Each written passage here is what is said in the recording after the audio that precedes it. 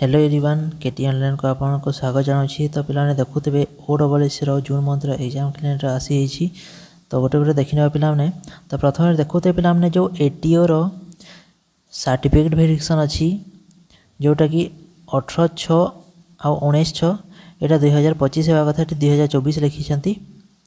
आ second देखुवे पे जो LTR TGT arts आउ TGT साइंस CBZ रो मेंस एग्जाम अच्छी 22/6/2025। आ 3 नंबर देखुवे जो पे जूनियर स्टेनोग्राफर और जूनियर ग्रेड टाइपिस्ट तार स्टेनोग्राफी टेस्ट और टाइपिंग टेस्ट तार डेट रखा है 24/6/2025 रे। आउ 4 नंबर देखुवे जो जूनियर स्टेनोग्राफर और जूनियर ग्रेड टाइपिस्ट तार स्किल टेस्ट रखा है 26/6/2025 रे। तो यहाँ था अपडेट OSS तरफ। जदि वीडियो इनफॉर्मेटिव था भल लगे वीडियो को लाइक, चैनल नुआ सब्सक्राइब और वीडियो को शेयर कर दिंतु और टेलीग्राम वीडियो जॉइन हो जातु। धन्यवाद।